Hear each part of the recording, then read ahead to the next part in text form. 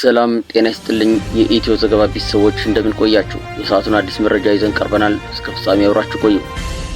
ሰላም እንደምን አላችሁ የዓለም ፖለቲካ ተመልካቾች። ዛሬ የማቀርብላችሁ የመካከለኛው ምስራቅን የማይበርድ የማይቋጭ ድራማ ነው። ዋና ተዋናዮቹ እንደተለመደው ኢራንና እስራኤል ናቸው። መቼም የእነዚህን ሁለት ሀገራት ነገር ስናይ ሁሌም አንድ ጥያቄ ይመጣል። ዛሬ ደግሞ የማን ተራ ነው የሚል። ልክ የሰፈር ልጆች ተራ በተራ እንደሚደባደቡት አንዱ ሲመታ ሌላኛው ቆይ አባቴን ነግሬ እመጣለሁ ብለው እንደሚይዝተው አይነት ነው። ነገሩ እንዲህ ነው። ሐሙስ ሌሊት ዓለም በእንቅልፍ ሰክራ ሳለ የኢራን ሰማይ ግን ያልተለመደ ነገር ያስተናግድ ነበር። እስራኤል አንቺ ልጅ ይሄ የኒኩለር መገንባት የሚሉት ጨዋታሽ አላማረኝም በሚል መንፈስ የጦር ጄቶቿንና ሚሳኤሎቿን ላከች። ድብደባው ቀላል አልነበረም። ዋና ከተማዋ ቴህራን አካባቢ ሳይቀር ድው ሲል ነው ያደረው። ኢራን ከእንቅልፏ ስትባንን ተደፈርኩ ተጠቃሁ ብላ መግለጫ ወጣች። አረ ለመሆኑ ምን ተፈጠረ ብለው ለጠየቋት እስራኤል የተባለችው አረመኔ ከፍተኛ ወታደራዊ ባለስልጣናትን ጨምሮ ወደ 70 የሚጠጉ ንጹሃን ዜጎችን እንደ ቅጠል አረገፈችብኝ አለች፣ አይኗ በእንባ እየታጠበ። እስራኤል በበኩሏ አይ ወሬ አታውዛለች። እኔ ኢላማ ያደረኩት ህዝብን ሳይሆን የኒኩለር ቦምብ ሰራለሁ ብለሽ የሚታስቢበት ጣቢያዎችንና ወታደራዊ ካምፕን ነው። ሚሳኤሎቻችን እኮ አይናቸው የሚያይ አእምሯቸው የሚያስብ ነው።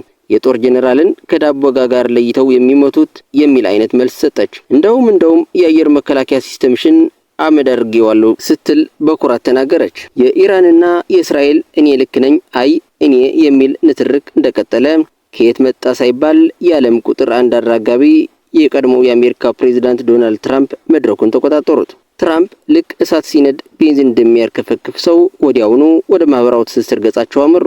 ኢራን ለዚህ ሁሉ ጥቃት ተጠያቂዋ አሜሪካ ናት ስትል እስራኤል ከጀርባ ሆና የምትገፋት እሷ ነች፣ ከባድ ዋጋ ትከፍላለች እያለች በቁጣ እያወገዘች ባለችበት ቅጽበት ትራምፕ አንድ አጭር ግን መርዘኛ መልእክት ለጠፉ። መልእክቱ እንዲህ ይላል። ውዷ ኢራን፣ ይሄ አሁን የደረሰብሽ የእስራኤል ጥፊ ገና የማስጠንቀቂያ ነው። የኒኩለር ስምምነት ጠረጴዛ ላይ ካልመጣሽና እሺ ካላልሽ ከዚህ የባሰ እጅግ አሰቃቂ ጥቃት ይጠብቅሻል፣ አስቢበት የሚል ነው። አያችሁልኝ፣ የዲፕሎማሲን ጥግ ዛቻው በቀጥታ ያለ ዲፕሎማሲያዊ ቋንቋ ልክ የሰፈር አበጋዝ እንደሚያስጠነቅቀው አይነት ነው። እኔ አይደለሁም የመታውሽ ጓደኛዬ ነው፣ ግን አሁንም ካላረፍሽ ከዚህ የባሰ ይመታሻል የሚል አይነት ነው። አሜሪካ በይፋ እኔ በጥቃቱ ውስጥ የለሁበትም ብትልም የትራምፕ መልእክት ግን ጎወዝ እስራኤል በርቺ የሚል ድብቅ ማበረታቻ ይመስላል። ይህ ሁሉ ሲሆን የሌላው ዓለም ምላሽ ደግሞ የራሱ የሆነ ኮሜዲ አለው። አረ በስማም ተውባዮቹ የተባበሩት መንግስታትና የዩናይትድ ኪንግደም መሪ ልክ ሁለት ልጆች ሲደባደቡ እንደሚያስታርቅ ሽማግሌ እባካችሁ ሁለታችሁም ወደ ኋላ ተመለሱ፣ ውጥረቱን አርግቡ፣ ለሰላም ቅድሚያ ስጡ ሲሉ ተማጸኑ። እንዴ ራስን መከላከልማ መብት ነው ባዮቹ ፈረንሳይና ጀርመን ደግሞ ትንሽ ውስብስብ አቋም ያዙ። የኢራን የኒኩለር ፕሮግራም በጣም ያሳስበናል፣ ስለዚህ የእስራኤል ራስን የመከላከል መብትን እንደግፋለን አሉና ወዲያው ግን ደግሞ ሁለታችሁም ግጭቱን ከማባባስ ተቆጠቡ ሲሉ መከሩ።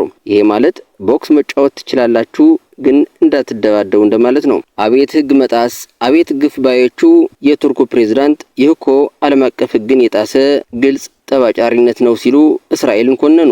ኦማንና ሳውዲ አረቢያም ለዚህ ሁሉ ጥረት ተጠያቂዋ እስራኤል ናት፣ ድርጊቱ ያለምን ህግጋት የደፈረ ነው ሲሉ በጋራ አውግዘዋል።